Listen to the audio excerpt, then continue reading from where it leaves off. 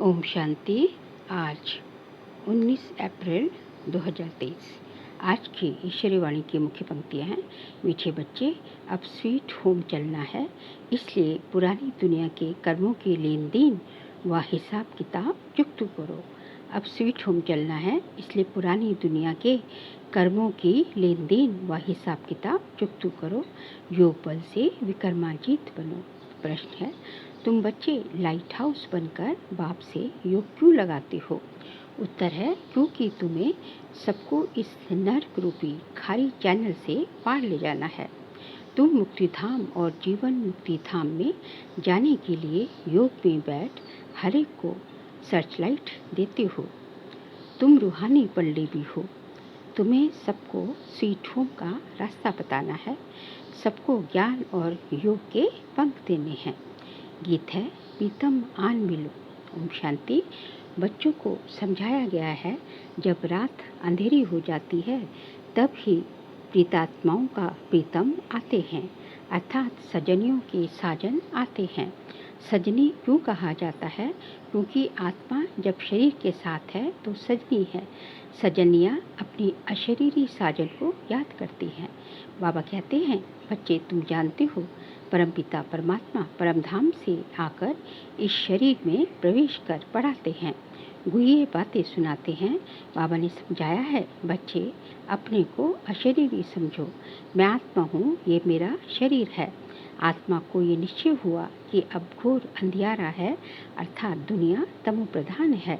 ये दुनिया अविनाश होनी है। बाबा आए हैं हमको ले चलने। अशरीरी हो चलने से सन्नाटा हो जाएगा। आत्मा जब अशरीरी बनती है तो घर में सन्नाटा हो जाता है ना। रात को आत्मा है तो शरीर में, परंतु आत्मा थक करके अशरीरी बन जाती है। शरीर का भान नहीं रहता तो इसको नींद कहा जाता है। तुम बच्चों को यहाँ बैठे अपने को अशरीरी समझना है तो शांति का सन्नाटा हो जाएगा। समझेंगे जैसे कि यहाँ अशरीरी बैठे हुए हैं। घर से एक आदमी चला जाता है तो कितना सन्नाटा हो जाता है। तो जब इतनी सब आत्माएं चली जाएंगी, सबके शरीर खत्म हो जाएंगे तो कितना सन्नाटा हो जाएगा। करोड़ों मनुष्य मरेंगे। ये तो बेहद का घर है ना। सब आत्माएं वापस जाएंगी। तुम जानते हो, बाप है ज्ञान का सागर। अगर सर्वव्यापी कहें तो हर एक ज्ञान सागर पतित पावन हो जाए, परंतु ऐसे तो है नहीं। बाप बैठ बच्चों से बात करते हैं कि जैसे मैं परमात्मा स्टार हूँ, तुम भी ऐसे स्टार हो। सिर्फ मैं जन्म मरण में नहीं आता हूँ, तुमको जन्म मरण में आकर पाठ बजाना है 84 जन्मों का। जैसे तुम आत्मा हो, मैं भी आत्मा हूँ, परंतु महिमा सबकी अपनी अपनी है। प्रेसिडेंट, प्राइम मिनिस्टर सबका अलग अलग पार्ट है, ऐसे मेरा पार्ट भी अलग है। मैं नॉलेजफुल हूँ, अभी बच्चों को नॉलेज देता हूँ। तुम जानते हो कि हम जाते हैं बाबा के घर। बाबा आया हुआ है लेने के लिए। बाबा हमारा गाइड, लिबरेटर, दुख से छुड़ाने वाला है। तुम हो पांडव सेना। तुम जानते हो हम यात्रा पे हैं। हमारा पंडा स्वयं परमपिता परमात्मा है। तुम भी रास्ता बताते हो तो तुम ब्राह्मण रूहानी पंडे ठहरे। ये ब्राह्मण जिस्मानी पंडे हैं। सभी को कहना है चलेंगे यात्रा पे। मित्र संबंधी आदि सबको बोलो चलेंगे रूहानी यात्रा पे। जैसे कोई यात्रा पे जाते हैं तो अपने नज़दीक बिरादरी वालों को कहते हैं, ऐसे तुमको भी बाबा कहते हैं यात्रा पे चलेंगे। ये रूहानी यात्रा रूहानी पंडे ही सिखा सकते हैं। स्वीट होम का रास्ता वही जानते हैं।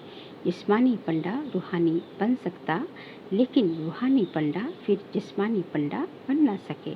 बाबा थोड़े ही तुमको कहेंगे कि जिस्मानी यात्रा पे जाओ। पंडे तब बन सकेंगे जब देख कर आए हो। ऐसा तो कोई है नहीं जो स्वीट होम देख कर आया हो और वहाँ ले जाए। स्वीट होम को वे जानते ही नहीं। आत्मा के पंख टूटे हुए हैं। जब तक बाबा ना आए तब तक पंख मिल ना सके। भ्रम पट्टी कोई कर न सके। योग से ही पंख मिलेंगे। भागना सबको है। कोई योग बल से विक्रमाजीत बनते हैं, कोई फिर सजाएं खाकर हिसाब किताब चुकतू करते हैं। दुख का सारा हिसाब किताब चुकतू होता है। ये सब ड्रामा में नूंद है। अब अपने विकर्मों का साक्षात्कार गर्भ में होता है, फिर सजाएं भोग कर बाहर निकलते हैं। अभी तो बेशुमार मनुष्य मरते हैं।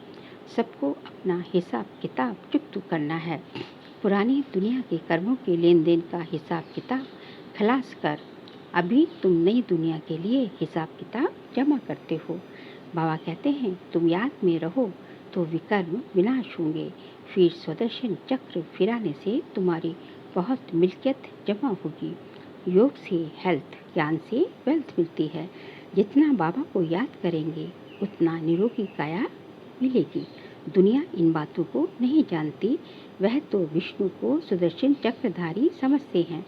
शंख, चक्र, गदा, पद्म आदि उनको देते हैं। अब उनको शंख थोड़े ही बजाना है, ये तो है तुम्हारे पास। तुम शंख बजाते हो, कहते हो मन मना भव, मध्याजी भव। कितना सहज है। तुम लाइट हाउस हो, सबको रास्ता बताते हो मुक्ति धाम का। फिर आएंगे मुझे मुक्ति धाम में। योग लगाते हो, नर्क खारी चैनल से पार ले जाने लिए सर्च लाइट देते हो। मुक्ति धाम जाना है, फिर सर्च लाइट देते हो, यहाँ जीवन मुक्ति में आना है। ये बेहद का ड्रामा है जो जूम मिसल चलता रहता है। हम एक्टर हैं, हमारा इस ड्रामा में 84 जन्मों का पार्ट है।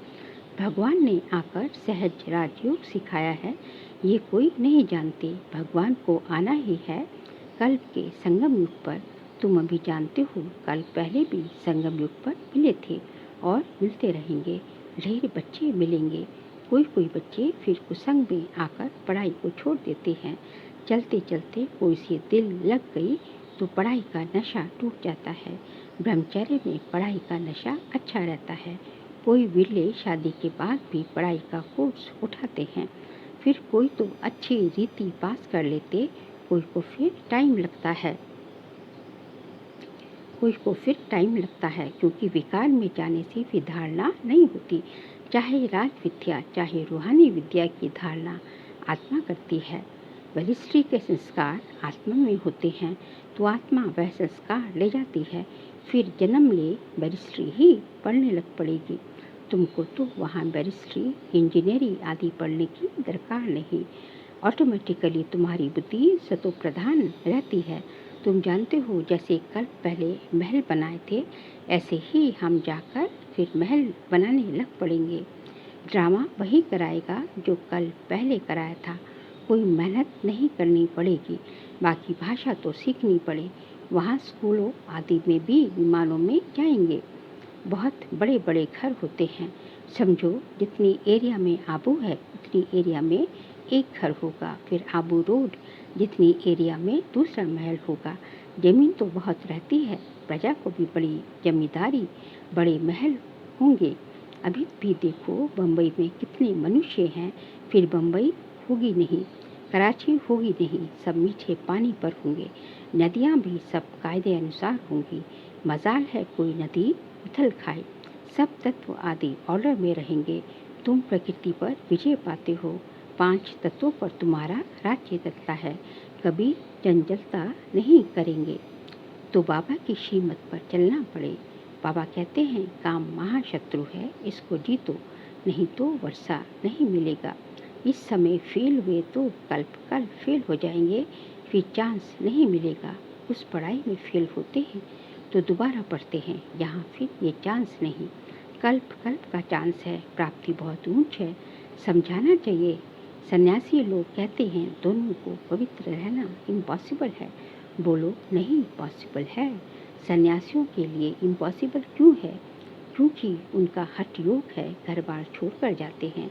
फिर भी वही शंकराचार्य आएंगे। भारत पतित होने लगता है तो सन्यासी आकर थमाते हैं। इसकी सेवा का उनको फल मिलता है, जो गवर्नमेंट के भी गुरु बन जाते हैं। तुम बच्चों का तो सबसे बड़ा मान है। तुम्हारी जो आमदनी होती है वह कोई की हो न सके। जो गरीब है एक पैसा देते हैं, उन्हें भी महल मिल जाते हैं। प्रत्यक्ष फल का साक्षात्कार दिव्य दृष्टि से होता है। दिव्य दृष्टि दाता आकर तुमको पढ़ाते हैं, नहीं तो इन ऑब्जेक्ट का मालूम कैसे पड़े। इसलिए माताओं को साक्षात्कार का कराता हूँ। मीरा ने कितनी तपस्या की, परंतु वह कोई वैकुंठ की मालिक बन न सके। बाबा कहते हैं, साक्षात्कार मैं कराता हूँ। 1 सेकंड में दिव्य दृष्टि मिलने से वैकुंठ में जाए डांस करते हो। इसमें कोई तपस्या आदि की बात नहीं। भक्ति मार्ग में तो बहुत नोदा भक्ति करने के बाद साक्षात्कार होता है। दिव्य दृष्टि की चाबी मेरे हाथ में है, कोई को मैं देता नहीं। भक्ति मार्ग में वहाँ बैठे साक्षात्कार कराता हूँ। तुम बच्चों को तो विश्व का मालिक बनाता हूँ। दुनिया में तो अनेक प्रकार के मनुष्य हैं। कोई धन में मस्त है तो कोई साइंस में मस्त, कोई किस में मस्त, परंतु तुम्हारे आगे सब वर्थ नॉट ए पैनी है। सबका धन मिट्टी में मिल जाता है, सब खाक हो जाएगा। किसकी दबी रही धूल में किसकी चोट लूट जाते हैं। हर एक अपने हम जिन्स को प्यार करते हैं, दूसरे को देखते ही गर्म हो जाते हैं। दिन प्रतिदिन तुम देखेंगे कि कितनों को मारते रहेंगे। चाहते हैं हर एक अपने बर्थ प्लेस में चले जाए तो अपने देश से निकालते रहते हैं। अब तुम बच्चे बाबा को याद करने से वर्षा लेते हो। जानते हो हम अशरीरी आत्मा हैं। 84 जन्मों का जब पाठ पूरा किया, कितने करोड़ आत्माएं हैं। सभी की जीवन कहानी तो नहीं बताएंगे ना, मुख्य की ही बताएंगे। मुख्य है तुम्हारा मंदिर बना हुआ है। जगत अम्बा जगत पिता के बच्चे तो बहुत होंगे। वैकुंठ का भी यादगार है। इतना इनका चैतन्य मंदिर वास्तव में सतयुग है। जड़ मंदिर में स्वर्ग के सब एक्टर्स नहीं आ सकेंगे। ये है मॉडल रूप में मंदिर यादगार। लक्ष्मी नारायण का मंदिर कितना छोटा है। सतयुग में तो चैतन्य मंदिर कितना बड़ा होगा। कितने बाग बगीचे होंगे। मुगल गार्डन तो उनके आगे कुछ भी नहीं। वहाँ के फल आदि इतने अच्छे होंगे जो बात मत पूछो। रात दिन का फर्क होता है। जैसे झाड़ पुराना होता है तो फल देते देते खत्म हो जाता है। कहा जाता है अब झाड़ सड़ गया है। यहाँ की हर चीज़ खत्म होनी है। वहाँ के आम बड़े बड़े फर्स्ट क्लास होंगे। हम अब राजधानी स्थापन करते हैं श्रीमत पर, तो श्रीमत पर चलना पड़े ना, पवित्र भी बनना पड़े। मुश्किल तो कोई बात नहीं। एक जन्म पवित्र रहने से 21 जन्म स्वर्ग की राजाई करेंगे। फिर भी ऐसा कौन होगा जो पवित्र नहीं बनेगा, श्रीमत पर नहीं चलेगा। तुम जानते हो भारत सचखंड था, यहाँ सच्ची बादशाही थी। अभी यह है झूठखंड। हर बात में झूठ बोलते रहते हैं। कह देते हैं फलाना ज्योति ज्योत समाया या निर्वाण धाम गया। अब तुम जानते हो निर्वाण धाम तो रहने का स्थान है। तुम हर एक बात यथार्थ बताते हो, बात को ट्रुथ कहते हैं। वह सचखंड स्थापन करते हैं। भक्त जन्म बाई जन्म भगवान को याद करते हैं, परंतु उनको भगवान का पता नहीं है। वह प्रीतम अब तुम बच्चों को राज्य भाग्य देकर खुद छिप जाते हैं। तब कहते हैं तुम्हारी किस्मत तुम ही जानो, तो जरूर कोई भी नहीं जानते हैं। हे प्रभु तुम्हारी किस्मत तुम ही जानो और कोई न जाने। श्रीमत से क्या होगा गति सदगति वह तुम ही जानो। अब तुम बच्चों को बाप श्रीमत देते हैं। अपने को आत्मा समझ मुझे याद करो। टीचर ये प्रतिज्ञा कराएंगे क्या, मैं तुमको बरिस्ट्री की गद्दी पर बिठाऊंगा। वह तो खुद पढ़कर बरिस्ट्री की गद्दी पर बैठेंगे। बाबा भी कहते हैं जितना याद करेंगे तो योग से सब पापों से मुक्त होंगे। याद करने से तुम्हारी आत्मा जैसे मेरे पास आ रही है। अपने पास चार्ट रखना है। कोई का चार्ट आधे घंटे का होगा तो कोई का 1.25 घंटे का होगा, कोई का तो 5 मिनट भी नहीं, कोई का तो बहुत अच्छा चार्ट है। ये भी तुमको साक्षात्कार होगा। स्कूल में टीचर या स्टूडेंट खुद भी समझते हैं कितने नंबर में आएंगे। यहाँ तो नंबर वार बिठा नहीं सकते, फर्क हो जाएगा। इसलिए अभी माला नहीं बन सकती। माया अच्छे अच्छे को भी नीचे ऊपर कर देती है। श्रीमत पर नहीं चलेंगे तो माया घूसा मार देगी।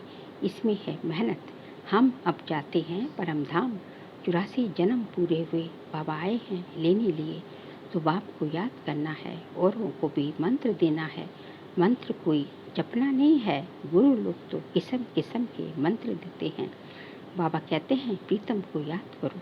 प्रीतम आया है प्रीतमाओं के पास। सारी दुनिया की आत्माएं प्रीतमाएं हैं जो उनको याद करती हैं। अच्छा, मीठे मीठे सिखलते बच्चों प्रति माता पिता बाप दादा का याद प्यार और गुड मॉर्निंग रूहानी बाप के रूहानी बच्चों को नमस्ते। हम रूहानी बच्चों की रूहानी बाप दादा को नमस्ते नमस्ते नमस्ते। सार के लिए पॉइंट्स हैं। कुसंग में आकर कभी भी पढ़ाई नहीं छोड़नी है, किसी भी देधारी से दिल नहीं लगानी है, पापों से मुक्त होने की विधि याद है, इसलिए याद का चार्ट जरूर रखना है। याद में रहने की अपने आप से प्रतिज्ञा करनी है। आज का बाबा का वरदान है, मेरे को तेरे में परिवर्तन कर सदा हल्के रहने वाले डबल लाइट फरिश्ता भव। मेरे को तेरे में परिवर्तन कर सदा हल्का रहने वाले डबल लाइट फरिश्ता भव।